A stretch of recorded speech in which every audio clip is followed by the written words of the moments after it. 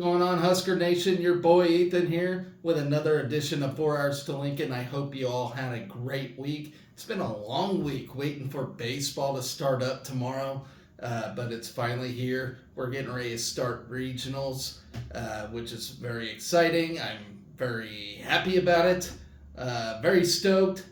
At the same time, I'm not very optimistic just because, uh, will the Huskers do what the Huskers do and lay an egg?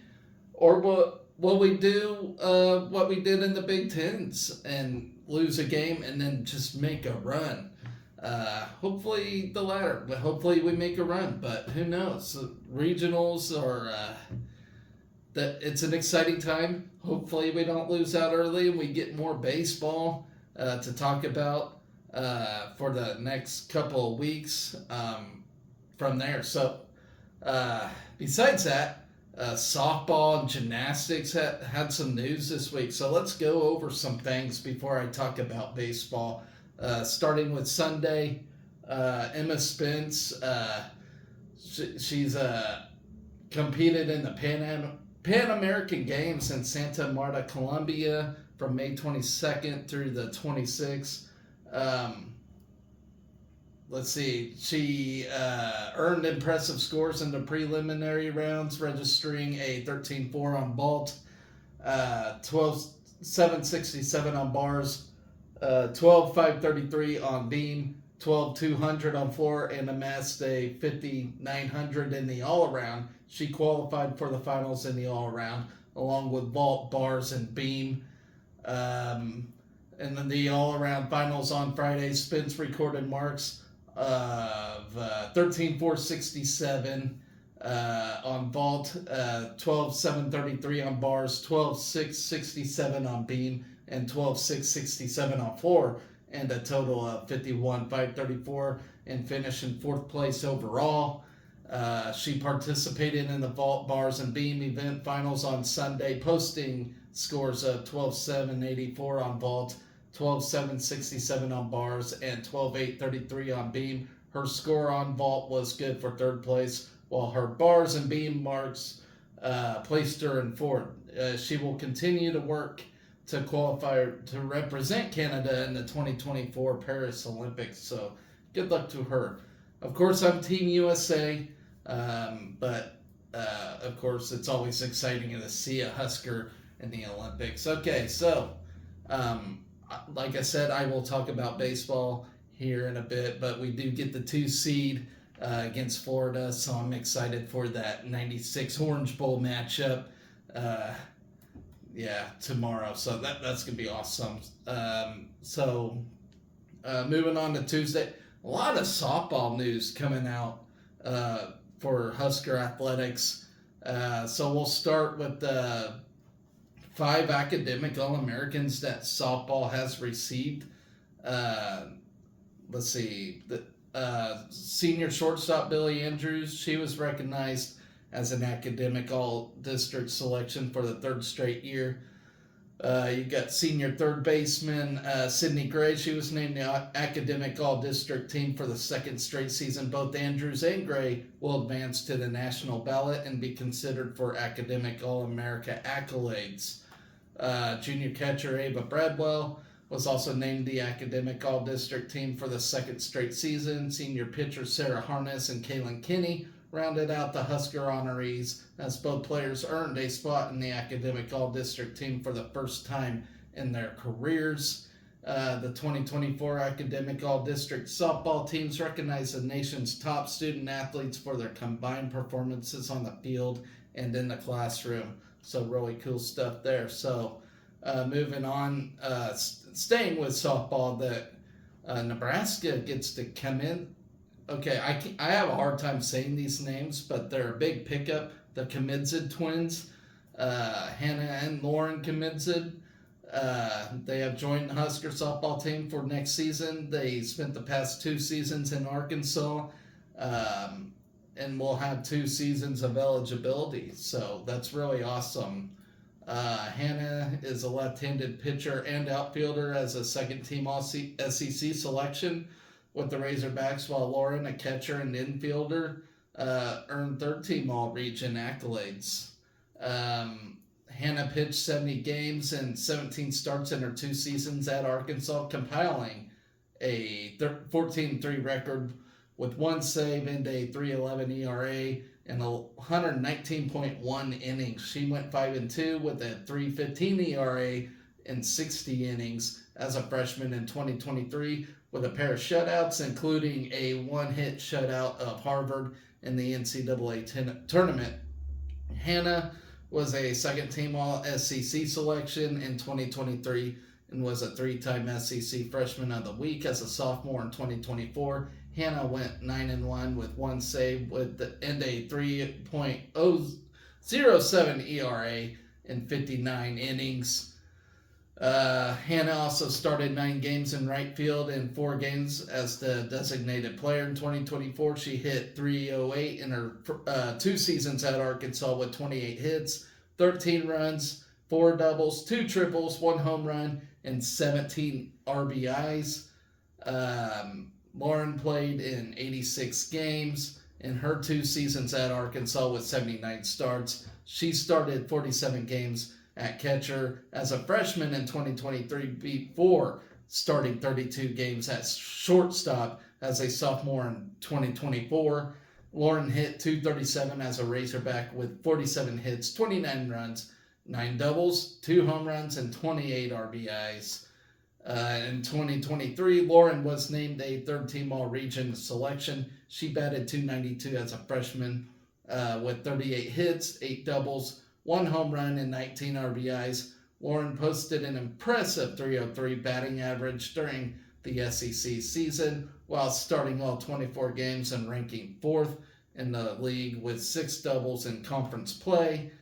The Kamenza twins are natives of Valley, Nebraska, and they helped Omaha Skutt to back-to-back state titles. And I can see why people are excited to have them. And, earning those SEC accolades is a pretty big deal. SEC is a pretty tough conference as it is, as they say anyway. But still, they got those accolades in a pretty biased conference. So, good stuff right there. Then Nebraska later got Ava Kuzak. Let's see. She's a middle infielder. She's a transfer from Wisconsin who will be a junior this next season with 2 seasons of eligibility left. She was second-team All-Big Ten and third-team All-Region selection in her first season as an everyday starter in 2024. She had a breakout sophomore season, hitting .318 with 15 doubles, 1 triple, 9 home runs, and 32 RBIs. She also scored 31 runs and posted a .599 slugging percentage. She ranked 6th in the Big Ten Conference in doubles and produced 11 games with multiple hits and 9 games with multiple RBIs. As a freshman in 2023, Kuzak played in 24 games with 13 starts. She collected 4 hits and limited at-bats, including 1 double and 1 home run, while scoring 6 runs and drawing 5 walks. Kuzak hit .278 with 16 doubles, 1 triple, 10 home runs, and 33 RBIs over 76 games in her 2 seasons at Wisconsin. She started 65 games as a Badger with 31 starts at second base, 30 at shortstop, and 4 in right field. She is a native of Broomfield, Colorado, has numerous family ties to the Cornhusker State, and she played with several current Huskers on the Nebraska Gold Team that won the 2021 Premier Girls Fast Pitch National Championship. So, very exciting stuff. It seems like these ladies we are recruiting, plucking out transfer portal, are just going to complement Jordy Ball and her pitching next season, which is going to be exciting stuff. Okay, keep still sticking with softball here, ladies and gentlemen. Billie Andrews, the senior shortstop, she's named to third-team All-American by the National Fast Pitch Coaches Association on Wednesday. She was recognized as an All-American for the 2nd straight season, becoming the 10th player in program history to be a 2-time All-American. Um, she hit 383 this season with 10 doubles, 2 triples, 18 home runs, and 45 RBIs. She led Nebraska in average hits, extra base hits, home runs, RBI runs, slugging percentage, and on base percentage. Nationally, she ranked 12th in home runs per game, 12th in runs per game, and 21st in total bases. Her senior season left a mark on the Nebraska season record book, as she ranked 3rd in slugging percentage, 4th in home runs, 5th in extra base hits, and 7th in runs scored. Damn it. Mouth's getting a little dry. All right. She was at her best against the top competition, batting .402 with 9 home runs and 20 RBIs in 25 games against 2024 NCAA tournament teams. It's still a shame we didn't get in it this year, but, we were plagued with injuries. If everyone was healthy, we would have surely been in. I just know we would have. Let's see, the Gretna native was also a first-team All-Region and first-team All-Big Ten selection this year. She also earned a spot in the Big Ten All-Tournament team and was a 2-time Big Ten Player of the Week. Andrews ended her career as a 2-time All-American, a 3-time All-Region selection, and a 4-time All-Big Ten pick. She is also a 3-time Academic All-District selection who is on the ballot for Academic All-America honors this season.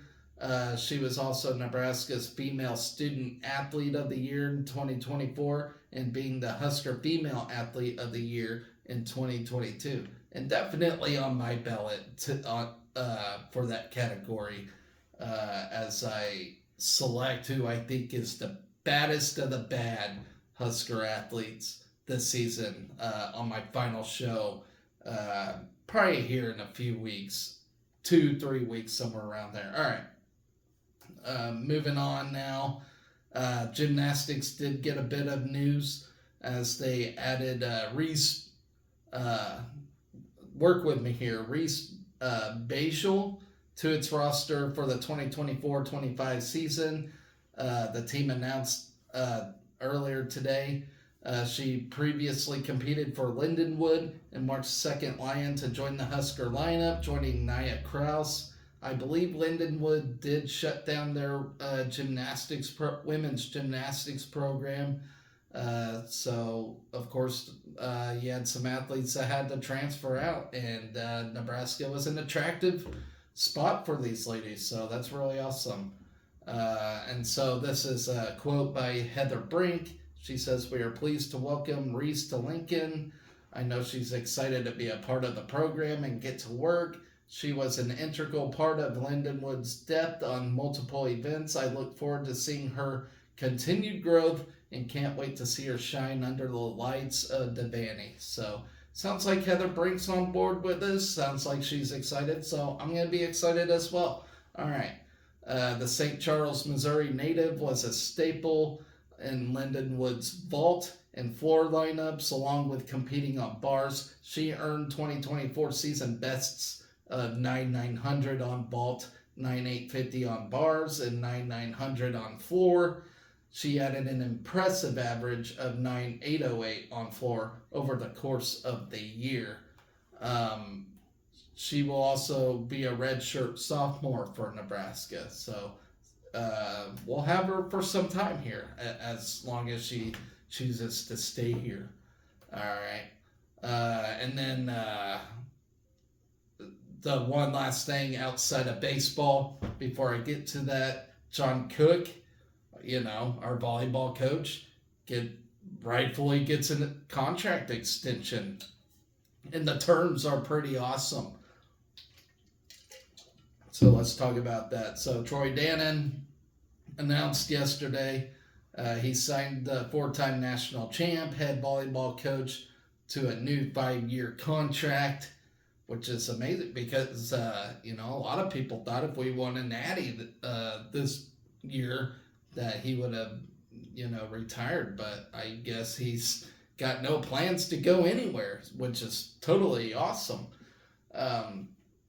The recently completed deal runs through January 31st to 2029, with Cook receiving an annual salary of $825,000 beginning on June 1st. The new salary represents a $75,000 annual increase. Additionally, Cook will receive a retention bonus of $70,000 on July 1st, 2024. So the man's getting paid, and he's definitely the highest paid volleyball coach in collegiates. Rightfully so. The man is a walking legend as we speak. So here's a quote from Troy Dannen.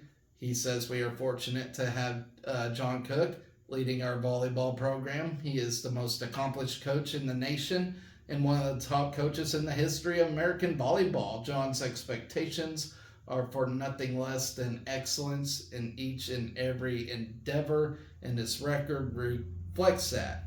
And well said by athletic director Dannen.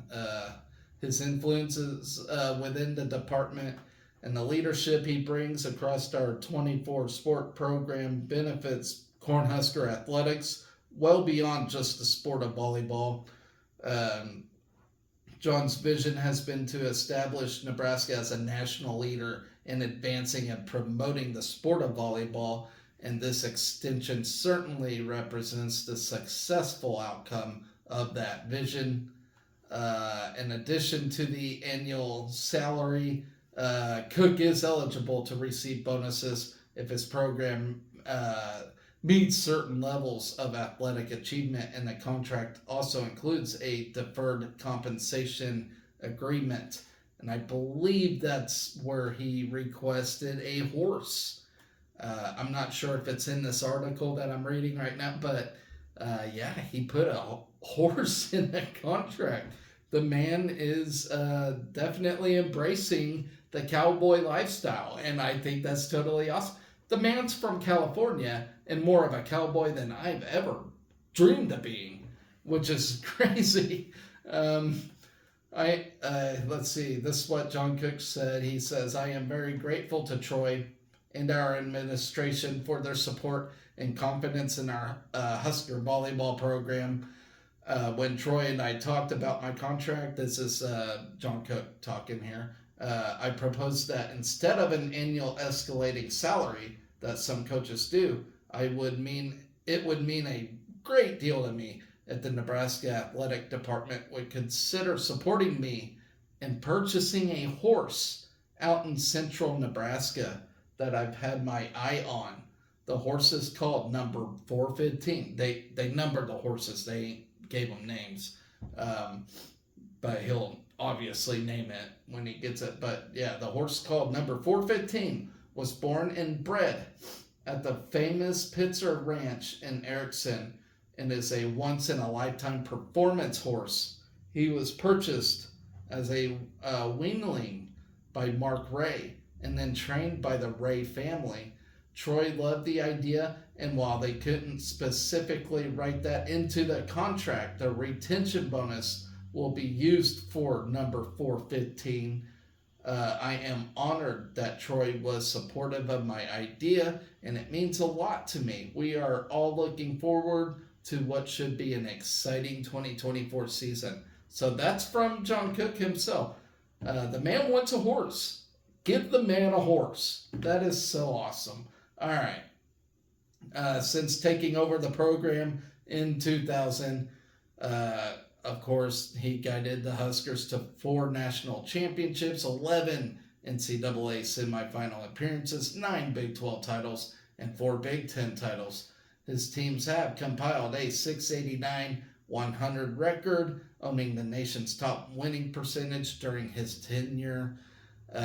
Cook is a 3-time AVCA National Coach of the Year, the years 2000, 2005, and just this past season, and 3-time Big Ten Coach of the Year 2016, 17, and 2023. In 2017, Cook was inducted into the AVCA Hall of Fame. So he's been in the Hall of Fame for several years now. In 2023, Cook coached a team with no seniors to the NCAA final and a 33-2 final record. The Huskers won the Big Ten championship, and Cook was named AVCA National Coach of the Year and Big Ten Coach of the Year. He did more for the growth of the sport of volleyball in 2023 than possibly any other year in his career. He embraced the challenge of having his Husker team play a volleyball match outdoors in a football stadium. Of course, you all know that, which was an overwhelming success story, as 92,003 packed Memorial Stadium for Volleyball Day in Nebraska. The event gained worldwide attention as the crowd set a record for largest ever to attend a women's sporting event. Still even killed Iowa's record, who happens to have, the most popular female athlete in the world right now, which is Caitlin Clark.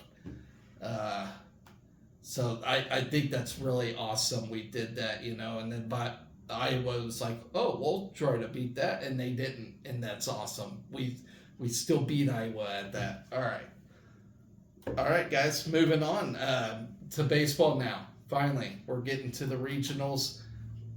As I said, we're number 2 seed in the Stillwater Regional, 2 hours away from me. But, oh boy, day 1 I gotta work.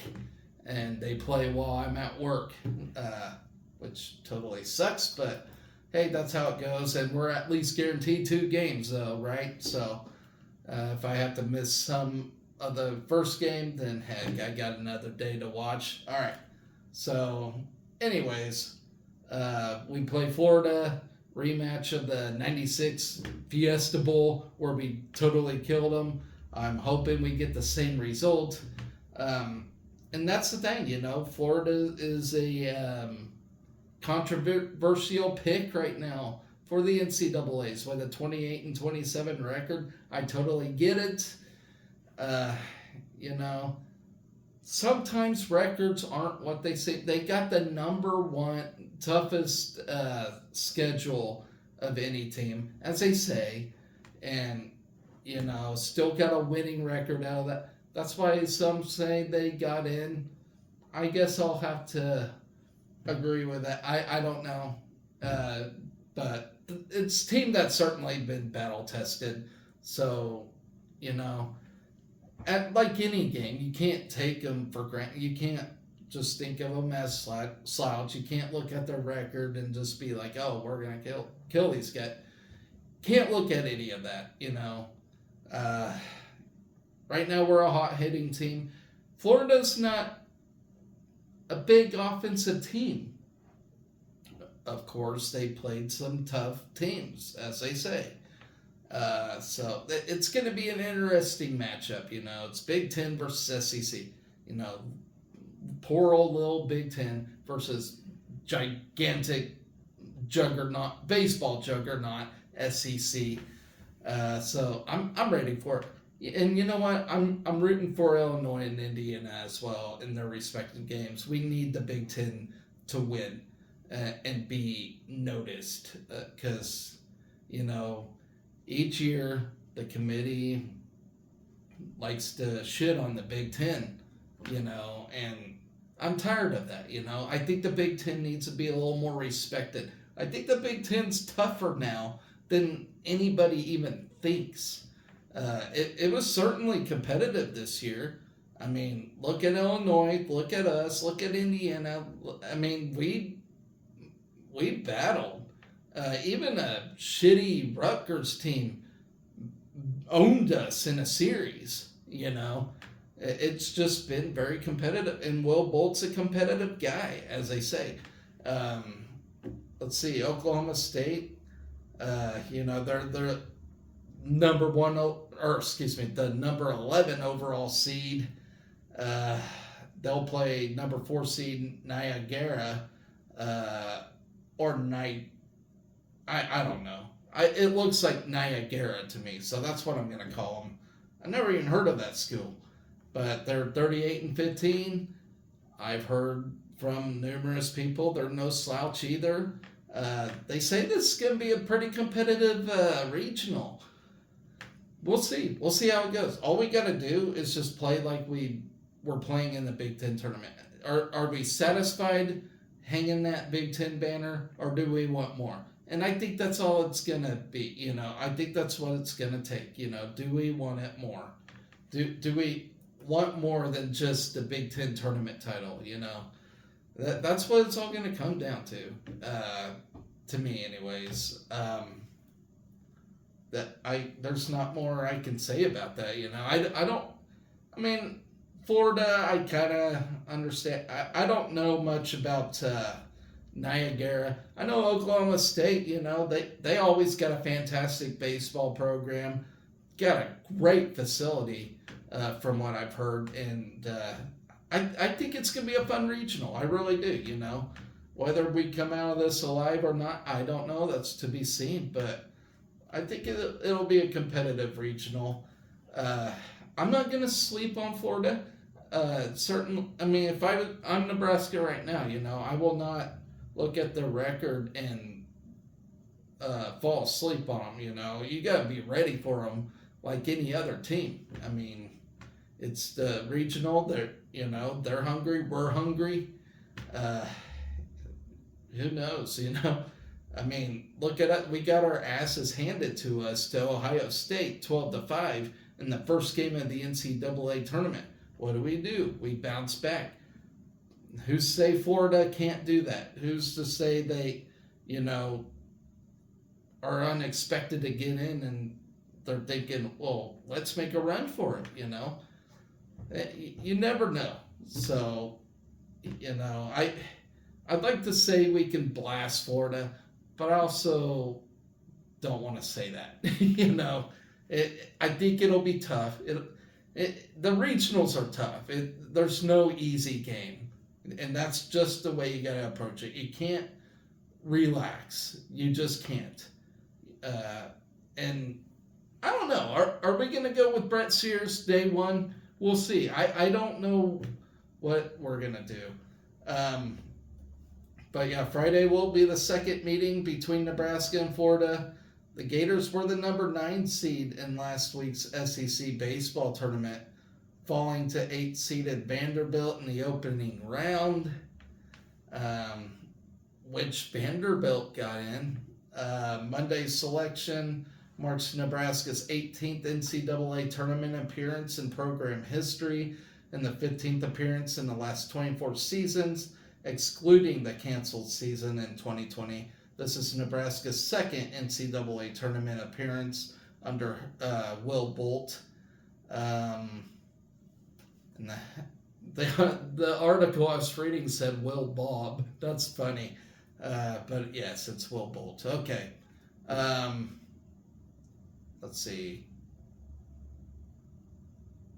So in the lone matchup against each other, the Gators did win 7-4 over Nebraska in a winner's bracket tilt at Rosenblatt Stadium in Omaha.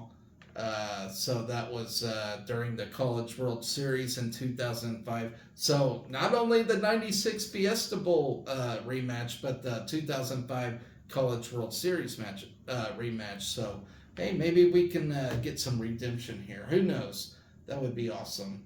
Then we can be tied 1-1. As I mentioned, it's our 18th NCAA title. And this after a historic Big Ten title run that we just had.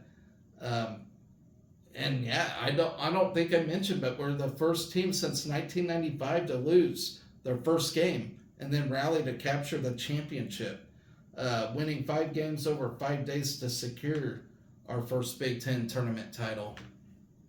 And I believe it was Ohio State that did that in 95. Second-seeded Huskers suffered a 15-2 setback in 7 innings against Ohio State before picking up wins against Purdue, Ohio State, Indiana, and twice, and then Penn State. And then we edged the Nittany Lions 2-1 in a pitcher's duel that produced the lowest scoring Big Ten championship in 34 years. That's another thing I didn't know about, was it's been that was the lowest scoring game in 34 years. And then, of course, we set team records at the Big Ten tournament, where we got the record with 18 doubles in 6 games, surpassing Michigan and Indiana with 16. The Nebraska pitching staff recorded 56 strikeouts over 6 games, setting a new Big Ten tournament record for most punchouts after passing Minnesota's 54 strikeouts recorded in 2019. And they forgot to mention Josh Cairns' 6 home runs, which was a record. The previous was 5, so that was really awesome of Josh Cairn. And let's just hope his bat stays hot, because he has been amazing. And then who can forget Will Walsh's complete game? That was really fun to see. Brett Sears had, it does what Brett Sears does. Let's see. Oh, it does mention Cairn's record-breaking week in Omaha. He was named Most Outstanding Player after a record-breaking performance. 409 at the plate with double 6 homers, 11 RBIs, 8 runs, while boosting a 273 slugging percentage across 6 games. Let's see. So he passed Purdue's Dan Black in 2008 with the most home runs in a Big Ten tournament, with Mr. Black having 5.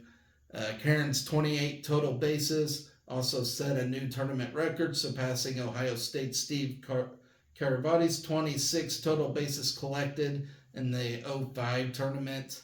And then Gabe Swanson, just out of nowhere, heating up at the plate after a down year in the regular season.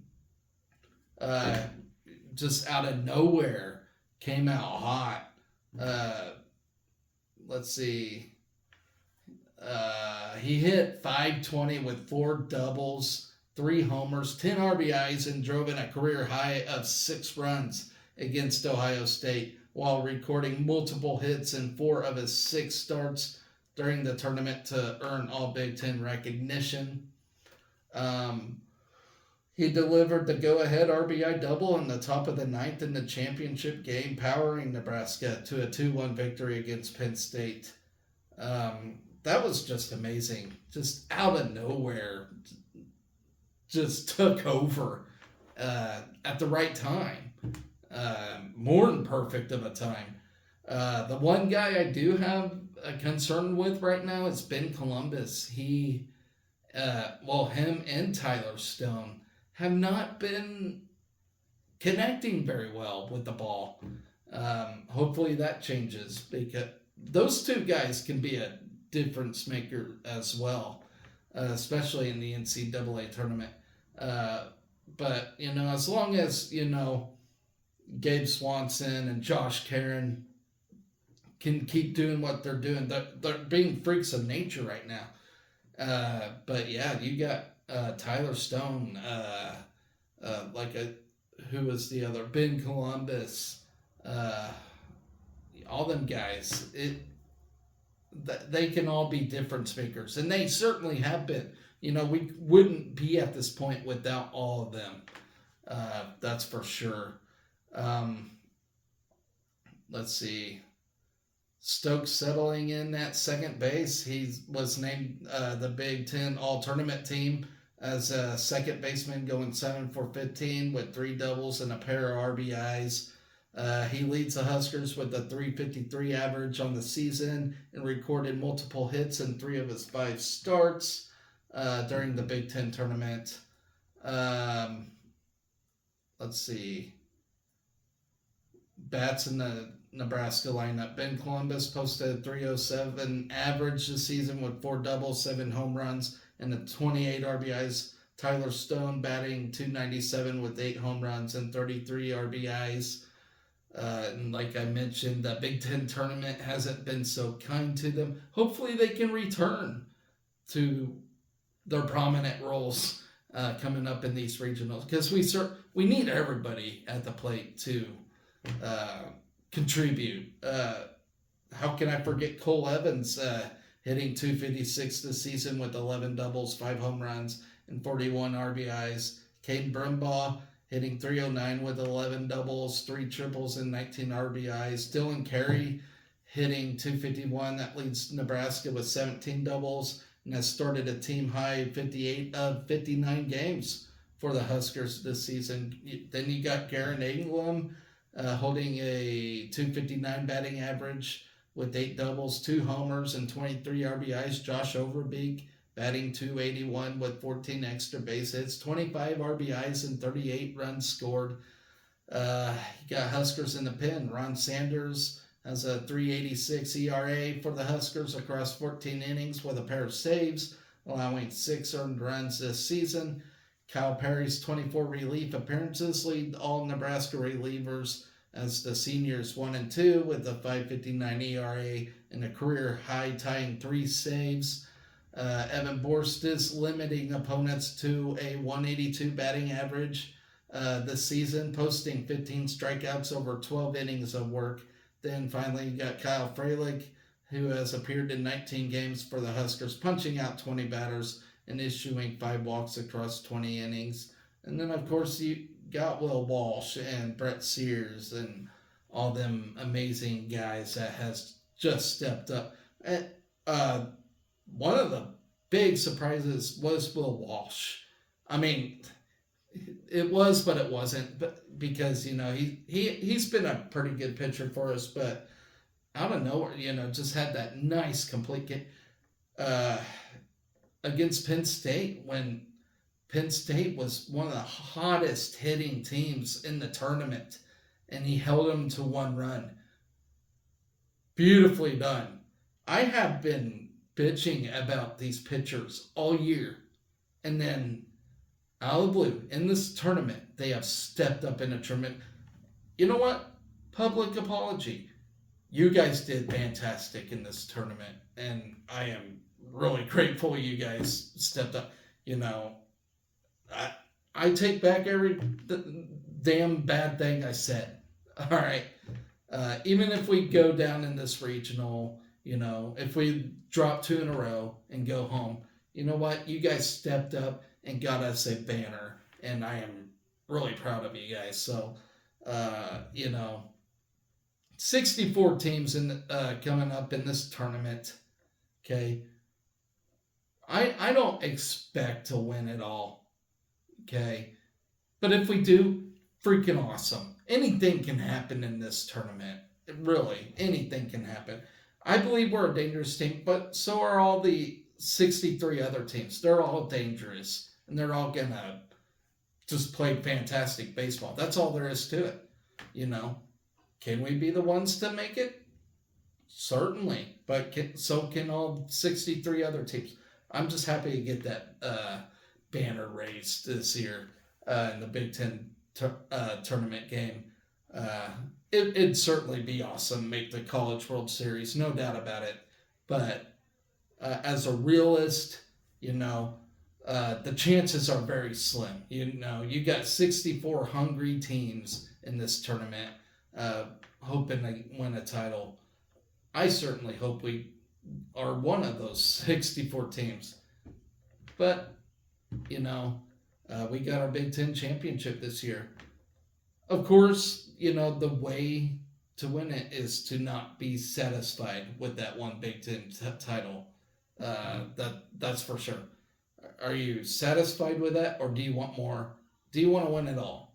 That's the question. So, anyways, guys, I'm not as good as previewing this thing as a lot of the other guys on these shows, but I will say, I feel like our chance is as great as Tennessee's even, who's an absolute juggernaut at the moment. But, like I said, anything can happen in these regionals. Don't think for a second that anybody's just going to be dominant. Uh, you know, Tennessee might, blast through their regional, but then it'll get harder from there. Um, let's just see what we got going in this thing tomorrow. So I'm excited for it. I hope you all are too. And I hope you all get to watch it. I know it's at 2 o'clock, so it's like, prime work time, especially for me. But hey, that's just how it goes. They start these things early. At least we get a guaranteed second game, and I can watch it this weekend. So, all right, guys, that's going to do it for my show today. Uh, I hope you are all being excellent to each other out there. I'll see you after the regional. Probably Monday, Sunday or Monday. Depends how far we go in this thing. I will talk about it and we'll preview track and field. So from there, guys, be excellent to each other. Go Big Red.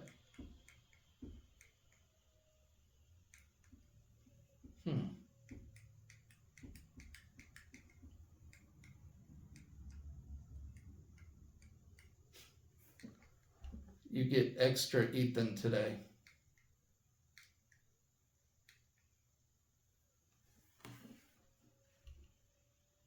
Hey, I guess I'm not done yet. This damn thing has been giving me fits all year.